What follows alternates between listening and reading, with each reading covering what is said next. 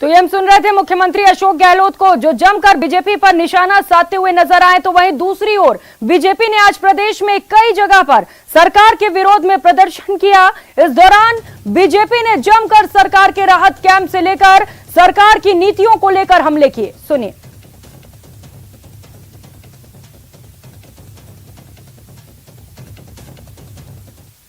बहुत खा लिया, अब राजस्थान की जनता सहन करने वाली नहीं है। हम लोग ये संकल्प लेके जाए कि आज किस आधार पर ये कैंपों में बुला रहे हैं। आज आयुष्मान भारत योजना भारत सरकार ने, मोदी जी ने कहा कि 5 लाख तक का बीमा मुफ्त में देंगे, कोई भी इलाज कराइए। और राजस्थान सरकार क्या कर रही है, आप ईमान ध्यान से सुनना। इन्होंने 10-10 लाख के मुफ्त में इलाज कराने के होर्डिंग लगाए। पैसा किसका? योजना का नाम बदला चिरंजीवी योजना। पूरे 4.5 साल में उस चिरंजीवी योजना में 10 लाख तक का इलाज कराने वाले पूरे 4.5 वर्ष में 75 लोग हैं। कितने? दर्ज करने में तुष्टिकरण हुआ तब तक तो फिर भी जाहिर था। दर्ज करने के बाद में जांच में तुष्टिकरण हुआ, जांच में तुष्टिकरण के बाद में गिरफ्तारी में तुष्टिकरण हुआ, गिरफ्तारी के बाद में चालान पेश करने में तुष्टिकरण हुआ, और चालान पेश करने के बाद में लोगों को बेल देने में भी, जमानत देने में भी तुष्टिकरण। केवल एक अपने वोट बैंक को सुनिश्चित करने के लिए राजस्थान को जिस तरह की सांप्रदायिक अग्नि में धकेलने का काम इस अशोक गहलोत सरकार ने किया, उसका परिणाम हुआ कि करौली में दोबारा दंगा हुआ, उसका परिणाम हुआ कि जोधपुर जैसे शांत शहर में दंगा हुआ, उसका परिणाम हुआ कि भीलवाड़ा में दंगा हुआ। राजस्थान को दंगे की आग में लपेट जो है झुलसाने का काम पाप इस अशोक गहलोत सरकार ने किया।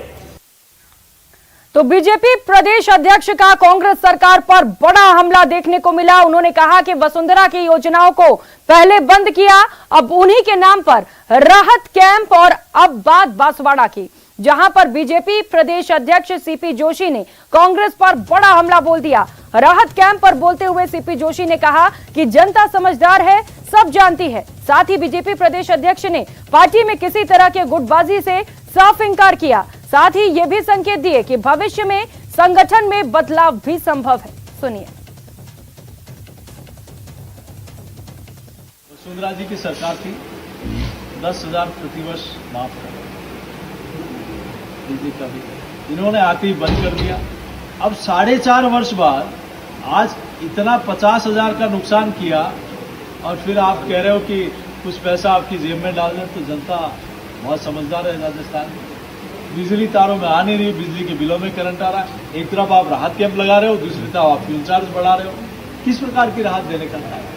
बीजेपी में कोई गुटबाजी नहीं है, और हम प्रयास कर रहे हैं कि सभी वरिष्ठ लोगों का मार्गदर्शन, सबका उनके अनुभव का लाभ लेते हुए पार्टी बहुत तेज गति से काम करेगी। गुटबाजी तो वहाँ है जहाँ विधायक मंत्री पर आरोप लगा रहे हैं, मंत्री मुख्यमंत्री पर आरोप लगा रहे हैं, मुख्यमंत्री जी के सलाहकार सरकार पर आरोप लगा रहे हैं, कोई किसी को नकारा निकम्मा कह रहा है, कोई विधायक की सुन नहीं रहा तो विधायक उल्टा पत्र लिख रहा है।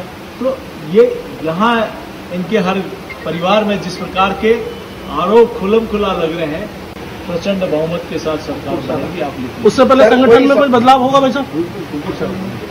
देखिए, अभी पूरे प्रदेश का प्रवास है, उसके बाद। तो वहीं सीकर में भाजपा की जन आक्रोश रैली निकाली गई, जिसमें केंद्रीय मंत्री गजेंद्र सिंह शेखावत भी शामिल हुए। इस दौरान शेखावत ने कांग्रेस पर जमकर हमला बोला और कहा कि प्रदेश को दंगों का प्रदेश बना दिया, केवल तुष्टीकरण को बढ़ावा दिया गया।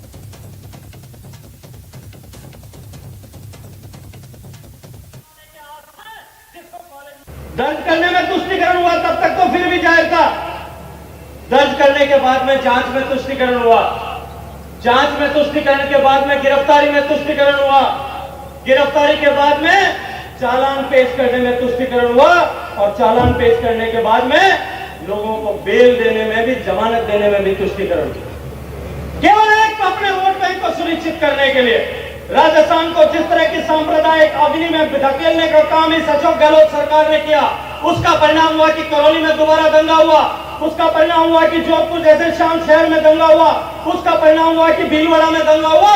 राजस्थान को दंगे की आग में लपेट जो है झुलसाने का काम पार्टी अशोक गहलोत सरकार ने किया।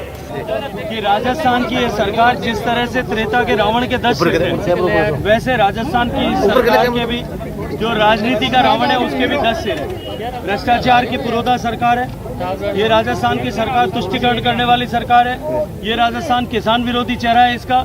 इस राजस्थान की सरकार का चेहरा महिलाओं पर अत्याचार करने वाले के सरकार का है, माफिया राज को पनपाने वालों का है, रंगदारी वसूल करने वालों का है, गुंडा राज पनपाने वालों का है, बेरोजगारी फैलाने वालों का है, धोखा दिलाने वालों का देने वालों का है। इस तरह से इस राजस्थान के राजनीतिक रावण के 10 सिर हैं। इस राजनीतिक रावण को समाप्त करके राजस्थान में राम के राज्य की स्थापना करनी है, और अगर उसके लिए अशोक गहलोत साहब ने मुझे राम की संज्ञा दी है तो मैं उन्होंने कहा इस तरह की।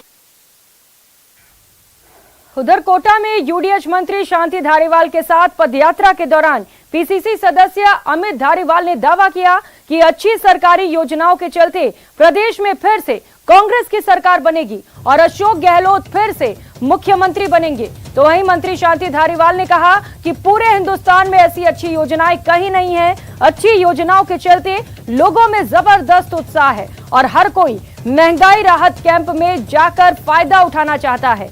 यूडीएच मंत्री शांति धारीवाल और पीसीसी सदस्य ने आज हाथ से हाथ जोड़ो अभियान के तहत पटरी पार के इलाकों में घर घर जाकर लोगों से संपर्क किया और उनकी समस्याएं सुनी। इस दौरान पदयात्रा का जगह जगह पर स्वागत भी किया गया। योजना दी है, जन आधार कार्ड को जो है वो का रजिस्ट्रेशन के लिए जो कैंप लग रहे हैं उनमें अपार भीड़ पड़ रही है। हर आदमी फायदा उठाना चाहता है। इतना बड़ा फायदा राजस्थान की सरकार ने जो दिया है वो भारत पूरे देश में किसी भी राज्य सरकार ने नहीं दिया। तो उसका इतना बड़ा फायदा मिलेगा जिससे कि महंगाई का मुकाबला करने के लिए जो है वो आदमी अपने आप को मजबूत समझेगा। तो उधर बीजेपी विधायक मदन दिलावर के महंगाई राहत कैंप में हंगामे को लेकर सियासत गर्मा गई है। इस पर कांग्रेसी नेता अमित धारीवाल का बयान सामने आया है। उन्होंने बीजेपी विधायक मदन दिलावर को मेंटली रिटायर्ड बता दिया। तो वहीं कांग्रेसी नेता पंकज मेहता ने भी दिलावर पर निशाना साधा और उनके खिलाफ कड़ी कार्रवाई की मांग की। आपको बता दें कि महंगाई राहत कैंप में बीजेपी विधायक मदन दिलावर ने हंगामा किया था और इस मामले में उनके खिलाफ मामला भी दर्ज हुआ है।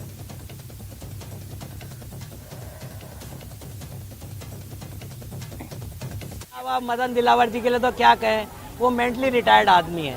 उनका तो क्या है कि उनका किसी अच्छे इलाज के अस्पताल के अंदर कहीं जयपुर में या कहीं बढ़िया सेंटर पे जाके उनको अपना इलाज कराना चाहिए। उनके परिवारजनों से मैं यही कहूँगा कि पहले इनका इलाज कराएं, उसके बाद इनको राजनीति में उतारें। आज व्यापक जन उत्साह है और इस जन उत्साह को देखकर भाजपा में बौखलाहट है।